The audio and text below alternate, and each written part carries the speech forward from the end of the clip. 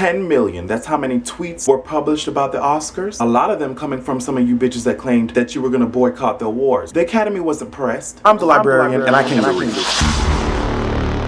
A lot of y'all are getting tricked and you don't realize it. This is the second year in a row that the Oscars so white hashtag has been going around, and you thought the Academy was just gonna sit down and allow their name to be dragged in the mud. No, they hired an Olivia Pope to tell them what the hell they needed to do. And it's like, girl, just hire somebody that's blacker than black to host the awards. Hire somebody like a Kevin Hart or a Chris Rock or something. Not only will it help clear our name, but it'll get reactions, it'll pull the ratings, and have these bitches who want to fit in tune into the show, even though weeks ago they were preaching about how they would never do it. Y'all are predictable. And the fact that some of you thought that Chris Rock just got up there and freestyled it, and oh, he preaching, oh, he really hurting them now. He's really not. You really think they didn't screen and look over everything that he was about to say on national television? Y'all really that slow? You really don't think that this was all a part of their PR plan? Let's not act slow. Yes, he was telling the truth in a lot of areas, and yes, he was talking about how Hollywood needs racial diversity, but it just looked like he was up there tap dancing for the white man. It's like, yeah, you're angry, you're upset, but these rich white people are gonna clap, laugh with you or at you, and go home to look at their screenplay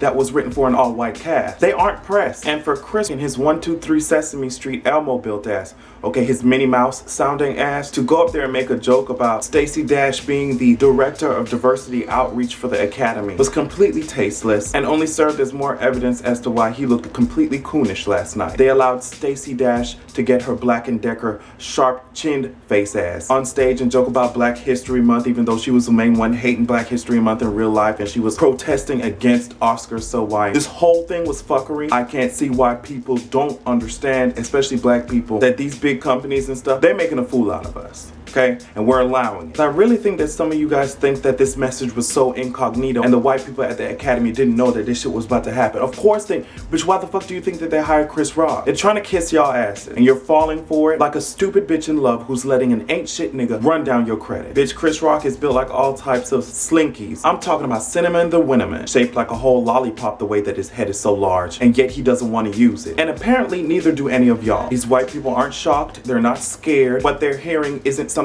unexpected and new. They continuously spit in your face. You claim that you gonna boycott them, and they laugh in your face and say, I bet your ass isn't. As I said, I'm not saying that all of the things that Chris Rock was saying was false. I'm not saying that at all. I'm just saying that the Academy isn't stupid, okay? They know who to hire to get certain messages across. If they wanted to hire someone who believes in how their institution looks right now, they would have hired Stacey Dash to host. But they were saving face, paying a black person to perform, and at the end of the day, they still gonna kill y'all off first in the movies if y'all even get a part in them. You're still gonna have to fight for lead roles. And this is black people. We're not even getting into other minorities. So instead of y'all cooning for coins and trying to convince white massa that we're worth it, we have to build each other up. And I know that's difficult, especially when white people make the standard. And a lot of times validation from them gets us legitimacy or validity in whatever field that we're in. I'm not going to deny that. But I think that we as people and we as minority groups, we have too much power, we have too many resources to continue to just be shoving it in someone's face that does not want to accept it. Let's just build ourselves up. And if people want to be included, come along. But if not, I'm not going to be licking nobody's shoes. And that's what it looked like happened